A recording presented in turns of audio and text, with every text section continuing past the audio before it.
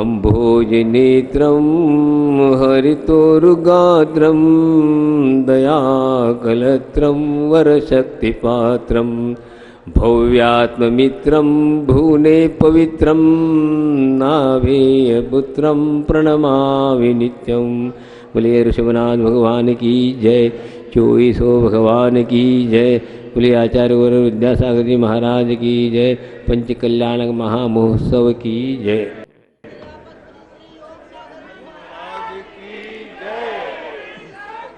देखिए, आज पंच कल्याण का चतुर्थ दिवस ज्ञान कल्याणक है।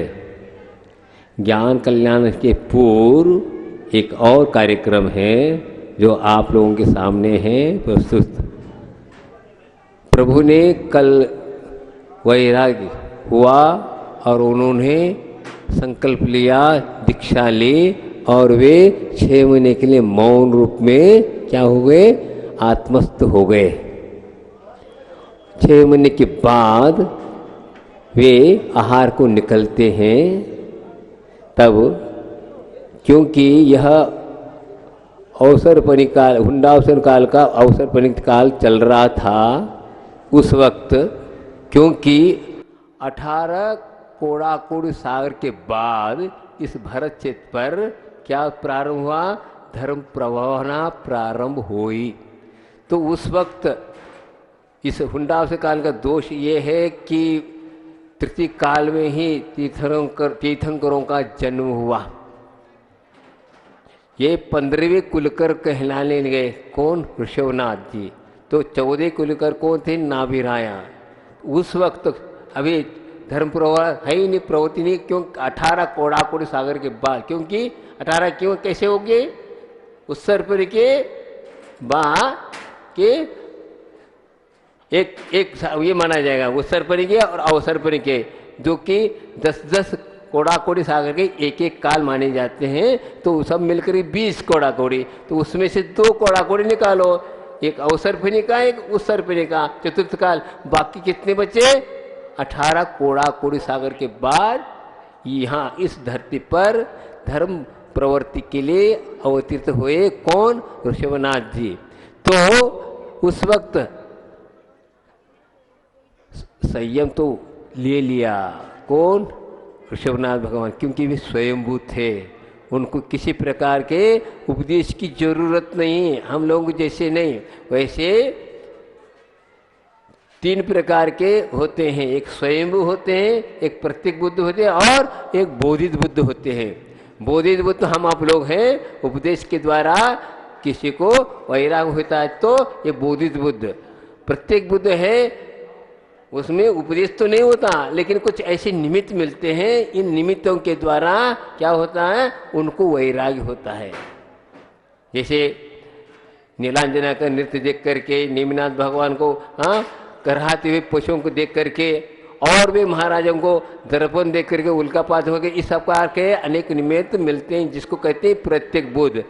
स्वयं वे होते हैं, किसी प्रकार के निमित्त भी नहीं, कुछ भी नहीं, अपने आप घर छोड़ करके वन के लिए विहार करते हैं। इसमें से कहा जाता है महावीर भगवान स्वयंभू। इसी प्रकार उनको बाहरी निमित्त नहीं मिले और उनने वैराग्य को प्राप्त होकर उन्होंने दीक्षा ली।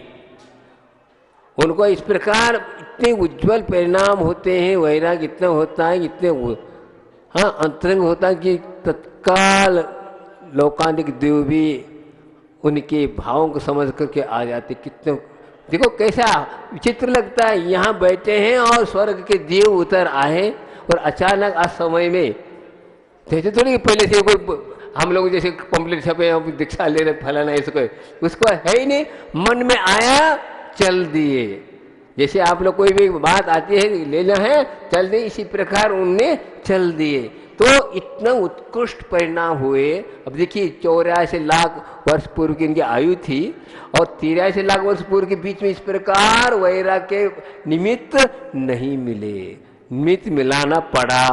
कैसे कैसे कर्म है देखो, कितना सुंदर उन्होंने कर्म बांधे हैं। तीर्थंकर प्रकृति का उदय भी चल रहा, सब कुछ हो रहा, फिर भी चार मुनि का इतना विदय तेज उदय कि ये अभी तक हाँ, घर बार छोड़ने की बात नहीं हो रही। कैसे कर्म है। और जब उनका निमित्त मिला तो वे निकले, किसी को कोई समझ में नहीं आया, चल दिए और उन्हें दीक्षा लेके आज वे आहार को निकल रहे हैं। इस आचार्य महाराज का कहना है कि इनको आहार, वैसे तो उन्हें संकल्प पूर्वक 6 महीने का लिया था, और फिर इसके बाद आहार कब हुआ, सब मिल करके 13 महीने 7 दिन के बाद उनको आहार की प्राप्ति हुई। ये भी एक माना जाता है हुंडा काल का दोष है कि तीर्थंकर इस प्रकार का अंतरा कर्म का उदय नहीं होता, फिर भी हुआ, ये भी माना जा सकता है कि ये भी हुंडा काल का दोष, अर्थात हुंडा का दोष में अनहोनी घटनाएं घटती हैं, देख करके हमको आश्चर्य होता है। कि ये भी कहा जाता है कि हुंडा काल दोष में 3 तीर्थंकरों पर उपसर्ग होगा। कौन? सुपार्श्वनाथ भगवान और पार्श्वनाथ 7वें नंबर के, और 23 और 24वें, ये 3 महावीर भगवान को भी हुआ उपसर्ग। ये आप लोगों को मालूम नहीं है। ये 2 उपसर्ग हुआ, इसी उपसर्ग के कारण महावीर काल आने लगे, समझे। इससे पहले महावीर नहीं था, समझो इसको। पहला आपका वर्धमान जो नाम रखा गया इंद्र के द्वारा रखा गया। वीर किसे बने, जब वह देव जो है उनकी परीक्षा के लिए आया था, तो इसके कारण वीर नाम रखा। अतिवीर आता राजा का हाथी जो है मदद होकर के वह उधम मचा रहा था, उसको उन्हें सहज रूप से उनको कंट्रोल किया था। उसको देख करके कहा गया अतिवीर। और सन्मति तो आपको मालूम है, हाँ, आंगन में खेल रहे थे, रिद्धिधारी मुनि राज जा रहे थे, उनको बहुत दिन की सैद्धांतिक बात शंका में थी, उसका निवारण उनके दर्शन से हुआ, इसलिए उन्होंने सन्मति नाम रखा। अब बताइए महावीर नाम कैसा पड़ा। महावीर भगवान को पर उज्जैन में जब मुनि थे, तपस्या में खड़े थे, उस वक्त अंतिम रुद्र जो कहते हैं, क्या कहलाते हैं, हाँ, उन्होंने उनके ऊपर उपसर्ग किया। इतना जबरदस्त उपसर्ग किया कि उनके पास जितने विद्याएं उद्याओं के माध्यम के द्वारा उपसर्ग किया, लेकिन वे अड़िग रहे रात भर के। तब वो प्रसन्न होकर के उन्होंने कहा ये महावीर है, ये नाम उन्होंने दिया। यह आज वर्तमान में चल रहा है। इस विषय को बालबोध आदि किताबों में नहीं लिखा गया, जो कि यह घटना है। अभी आप पूछेंगे तो कोई मालूम नहीं, 4 तक पता है कि 5 नाम कैसे पड़े, महावीर नाम कब हुआ। वीर अतिवीर अलग चीज़ है और महावीर अलग चीज़ है, अलग अलग उपाधियों के साथ नामकरण हुआ है।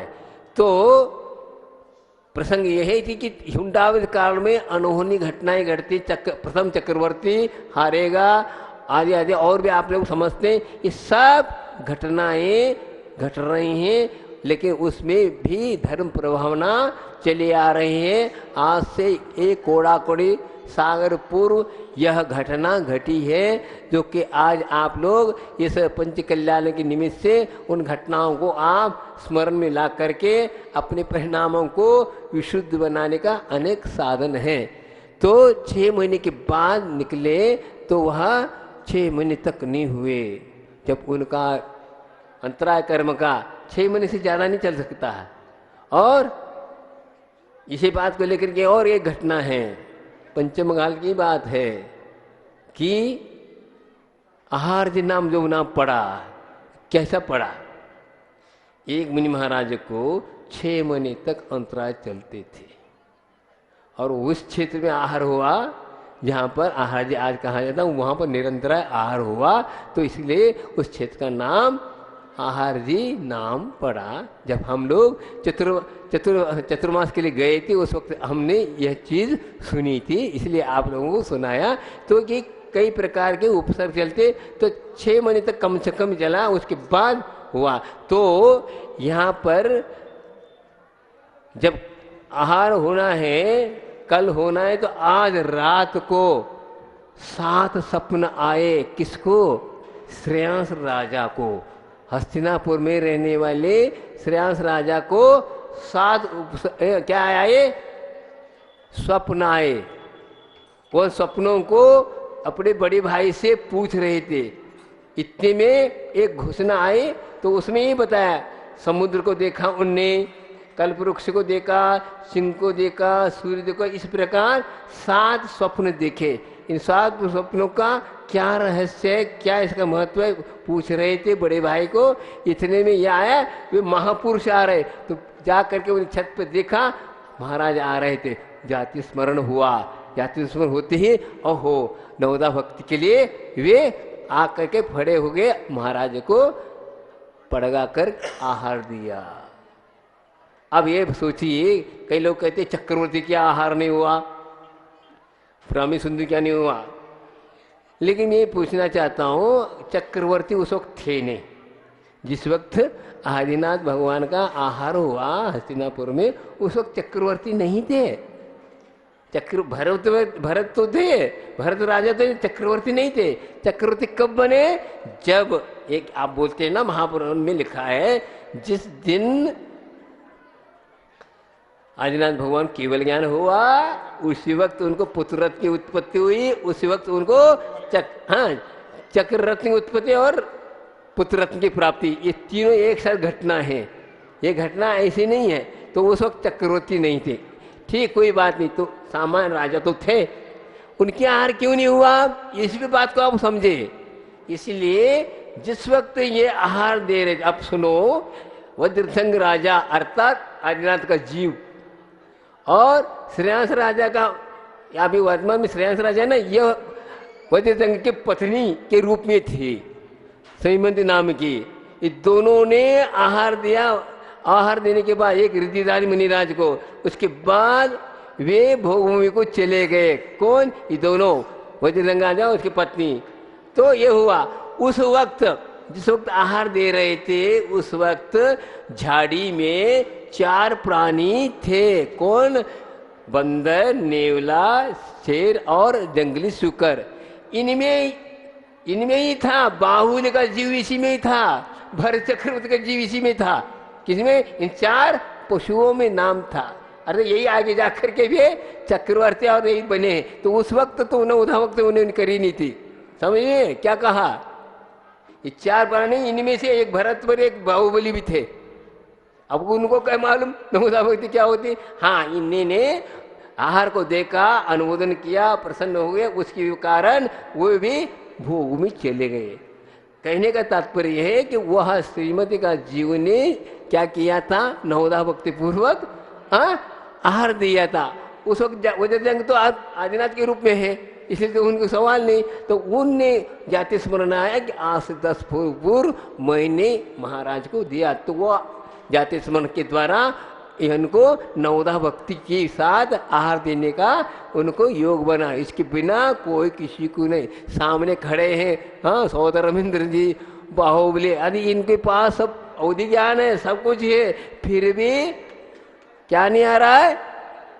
विचार में नहीं आ रहा। आहार क्यों नहीं हो रहा, क्यों आ रहे, क्यों जा रहे, आदि आदि ये सब बातें ज्ञान में नहीं आ रहा। बताओ, सौदर में नहीं जाता क्या? सब जगह तो घूमता रहता है, विदेश क्षेत्र में घूमता है, सभी को घूमता है, सब जानते हैं, फिर भी ज्ञान में आ नहीं रहा है। इतना तेज कर्म का उदय होता है तो कोई ज्ञान काम नहीं करता कि उसके पर ऐसा आवरण डालता है, बुद्धि में वह आती नहीं, उतर। इसको कहते तीव्र कर्म का उदय है। जब चलता है कोई काम का नहीं करता, इस वक्त अपने को अहरण सिद्धि करना है, एक श्रेयस्कर होता, बाकी कुछ नहीं होता। क्या कर सकते बताओ? बड़े बड़े नामधारी, इनके पास सब कुछ होते हुए हो नहीं रहा नवोदा भक्ति। जब आएगा योग, हाँ, समय आएगा जब तीव्र कर्म का उदय आता है, तो जैसे जितने भी तैराक चैंपियन हो, यदि वो बाढ़ आ जाती है तो अच्छे अच्छे व्यक्ति भी पहाड़ में बह जाते हैं। इसी प्रकार तीव्र कर्म का जब उदय न होती है, तब किसी प्रकार के कोई भी, अब सब एक ही धारा में बहते हैं, वह बुद्धि में नहीं आ पाता। तो श्रेयांश राजा ने नवोदा भक्ति पूर्वक आहार दिया।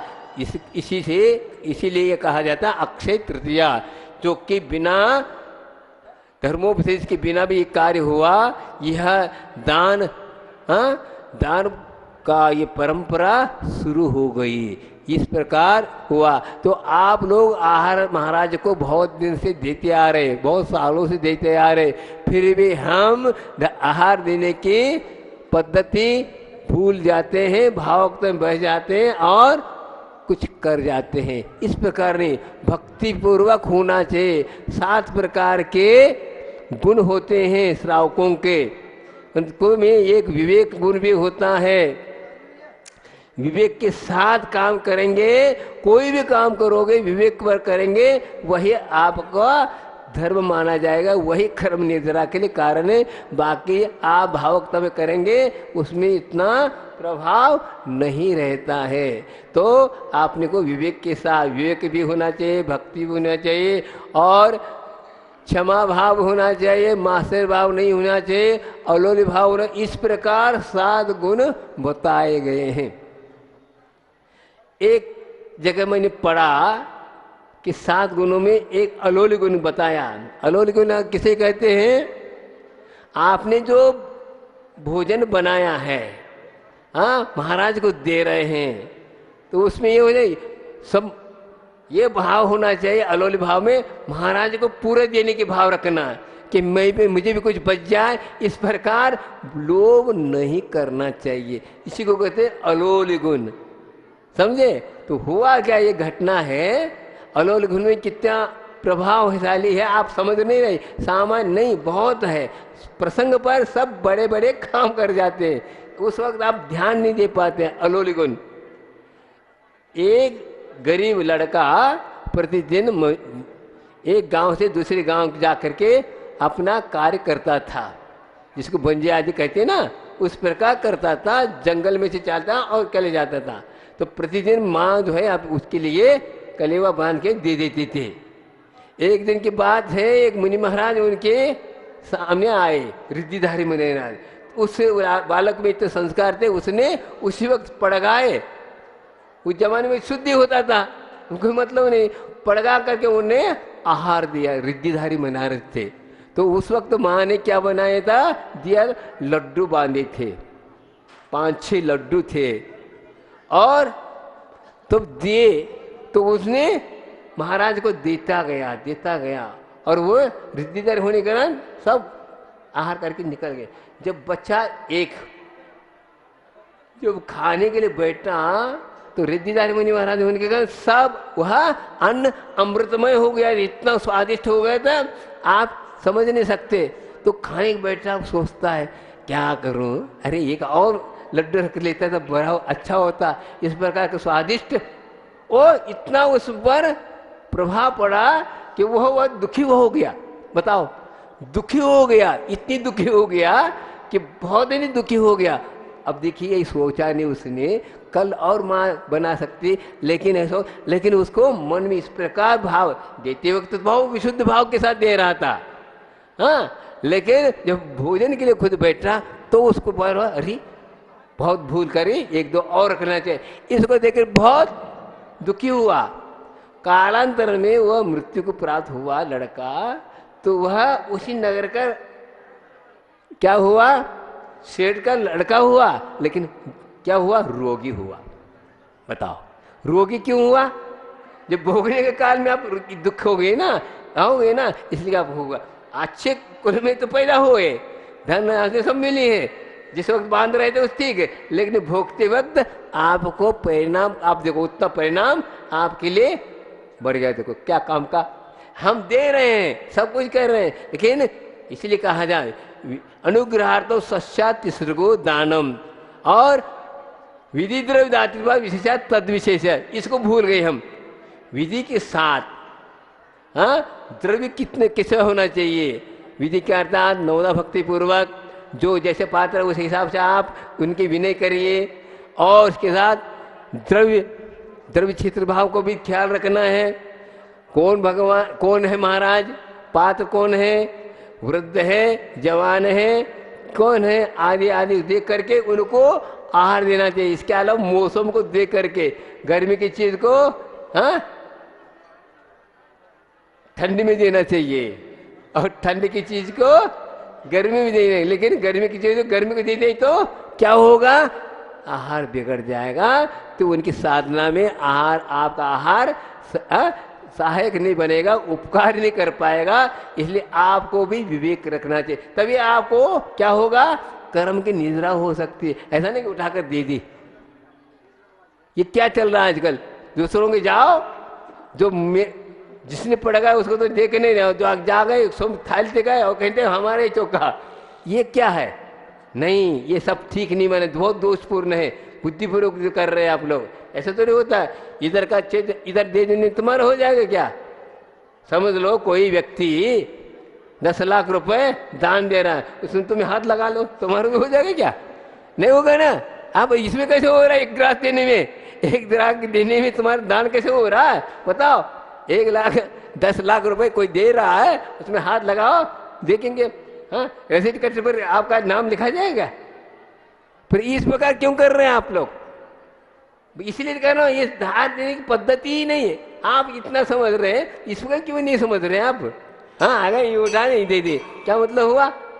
ऐसा नहीं, यह स्वस्याति सुरोदानम, अपना होना चाहिए, समझे? अपना होना चाहिए, अपना द्रव्य होना चाहिए, तब आप उसके कर्म निद्रा के कारण बने, नहीं तो नहीं। ऐसा आहार देना चाहिए। हाँ, घंटी बज रही, तैयार हो जाइए, शुद्धि करेंगे, खड़े हो जाइए, हल्ला न करे, शांति से देखने वालों को देखने में आ जाए, पड़गाने पड़ जाए, सब अलग अलग रहें और शुद्धि के साथ आप पड़गाए। हाँ, एक साथ अलग अलग नहीं, थोड़ा दूर दूर रहे, सब देखने में आए। बच्चों को लेकर के नहीं होना चाहिए, सुनिए, बच्चों को नहीं होना चाहिए, उनको साथ नहीं खड़े रहना चाहिए। आप जो भी समझदार वही पड़काने नहीं चाहिए। बच्चों को गोद में लेकर के कभी भी खड़ा नहीं होना चाहिए, ऐसा नहीं होता। सुन नहीं रहे कोई? हाँ, सुनो, वहाँ पर बच्चों को लेकर नहीं, गोद में बच्चे लेकर खड़े रहना और पड़काना ठीक नहीं माना जाता है, समझे? हाँ, आना भाई तो नहीं आएंगे। हाँ, क्या बच्चे की थोड़ी है वो थोड़ी कोई, हाँ, वृत्ति में संज्ञान वो कोई है क्या? वो भी नहीं, गोद में बच्चा हो तो मैं आऊँगा, ऐसा नहीं। ये सब चीज़ नहीं, अच्छी नहीं मानी जाती है। हाँ, महाराज के आते हैं तो उसको विनय करना चाहिए, तुम गोद में लेके फिर रहे, फलन कर रहे, ये सब विनय नहीं माना जाता। नवदापति के अंतर ये भक्ति की नहीं मानी जाती है, भक्ति में कमी है। हाँ, शांति से खड़े रहिए, बोलिए मत, सुनाई देता आप लोगों को, मैं इतनी सुना रहा हूं फिर भी आप सुन नहीं रहे, ये होता है। आदत में आ गए आप लोगों को, इस प्रकार बोलना नहीं चाहिए, क्योंकि शुद्ध ख्याल रखना चाहिए। मुख से थूक निकल सकते, आदि होते, सब ख्याल रखना चाहिए, इसलिए आप लोगों को बोलना नहीं चाहिए। मौन के साथ करेंगे तो आत्मा का आप किस प्रकार आहार देना चाहिए, सब आपको ज्ञान होगा, नहीं तो नहीं होगा। हाँ, आ रहे हैं, आप भगवान नहीं आ रहे यार, ऋषभ सागर जी महाराज पधार रहे हैं, आगे लिए निकल रहे हैं। आप लोग हाँ, भक्ति से उनको पढ़ाइए, देख रहे, देखिए।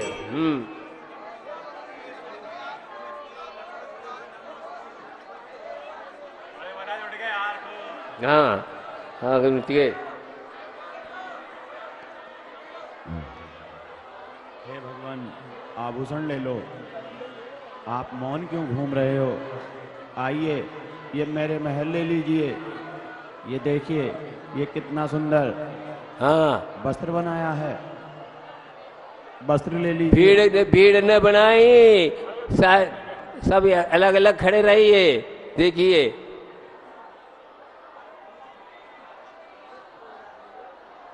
आइए भगवान, मेरे महलों में चलिए। आप निवस्त्र होकर कहाँ घूम रहे हैं? कहिए, मैं आपकी किस प्रकार सेवा कर सकता हूँ?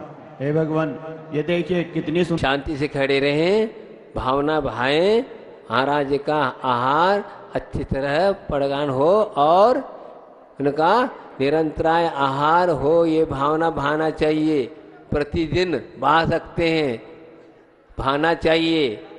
आगम में लिखा महाराज आए या न आए, 10 बजे अवश्य आप खड़े होइए और प्रतीक्षा करें। उसके बाद आप आहार लेते हैं तो आपको भी प्रतिदिन आहार देने का पुण्य अर्जन अवश्य होता है। महाराज आए या न आए, हम तैयार रहें और अपनी नवदा भक्ति व्यक्त करें। तो होना ऐसे चाहिए, लिखा है ऐसा, ऐसा थोड़ी होता। अतिथि कहलाते हैं कौन? मुनि महाराज अतिथि, कोई उनकी तिथि नहीं देख, कभी भी आ सकते हैं। इसलिए विवेकी जो है श्रावक, वह अपने भावों को द्वारा ऐसा समझता है महाराज आए या न आए, हम उठे और ये भावना बातें जहाँ भी महाराज होंगे वहाँ पर उनकी निरंतराय आहार हो, इस प्रकार भाना भाता है। ये इसको कहते हैं पुण्यार्जन करने की एक तरीका। केवल रटी रटी नहीं, महाराज आए तभी हमको बोला, ऐसा नहीं। अपने को वह तो समय पर आना ही चाहिए। जैसे आप ग्राहक आने पर थोड़ी दुकान खोलते हैं, दुकान पहले से खोला जाता है, इसी प्रकार अपने को यह पुण्य अर्जन करने का एक बहुत बढ़िया तरीका है। और कृतकार्य अनुमोदन के साथ हम यदि करते हैं, अवश्य प्रतिदिन आपको आहार देने का पुण्यार्जन अवश्य होता है। इसलिए कहते हैं ना, और कभी कभार हमारे यहाँ नहीं आए, अरे पुण्यार्जन करो, आपका पुण्य आप बुलाता है, आपका पुण्य हमें बुलाता है, न कि हम उसके पुण्य के वजह से आते हैं। तो पुण्यार्जन करने की तरीका तो ये है कि अपने को आ रहे हैं।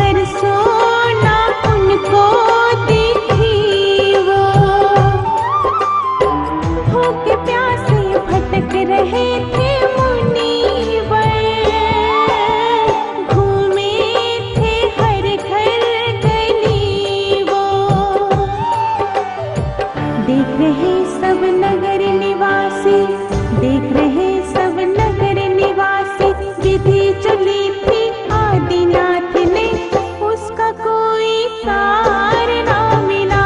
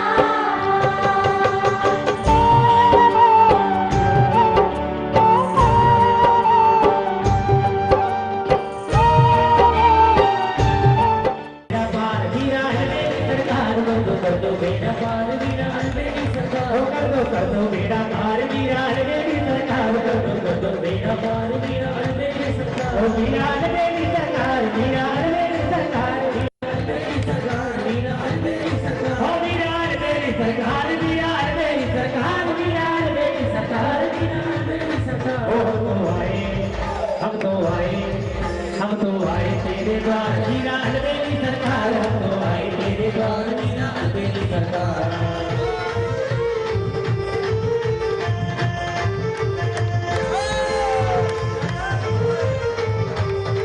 आरती कीजिए संध्या करके आरती कीजिए। ओ विद्यासागर महाराज, विद्यासागर महाराज, राधे के गंगा बहा रहे।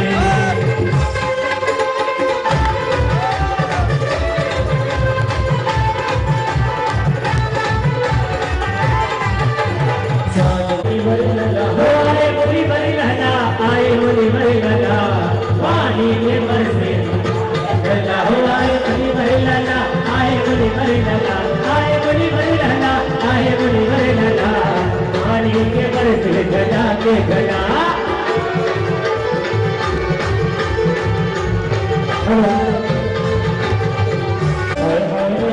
भैया ने कर भरते से धरे मुझे धीरा रे, तीनों भैया ने कर गए, हमारे तीनों भैया ने कर गए।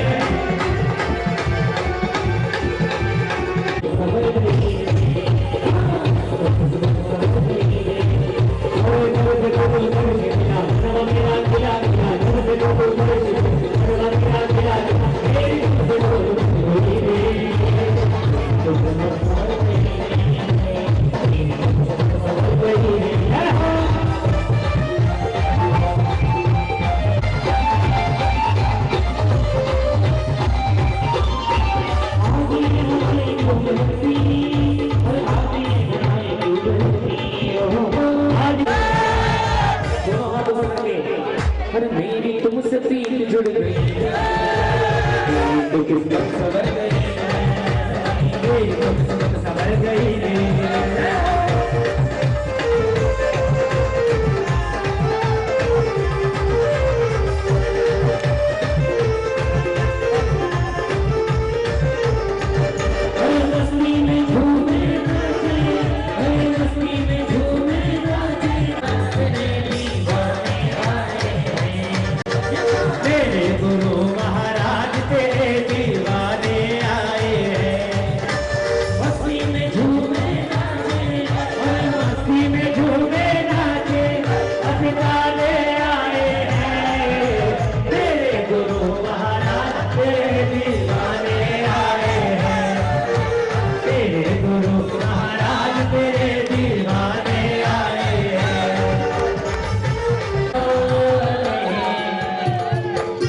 जिनको भगवान के जन्म की खुशी हो वो अपने दोनों हाथों को एक बार ऊपर कर लेते हैं। मधुपुरी में जन्म लियो मरुदेवी को, मरुदेवी में जन्म लियो मरुदेवी को।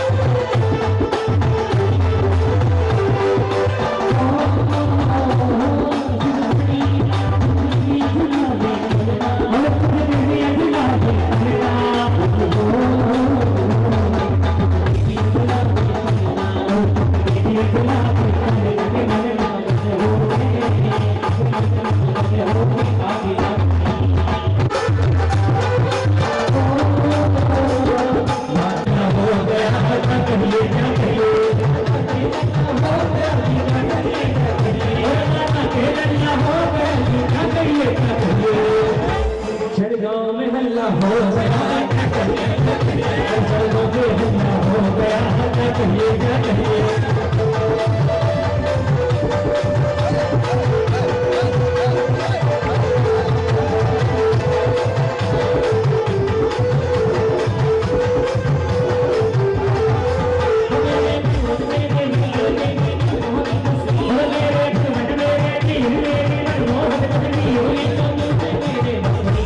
शहर निकलना हो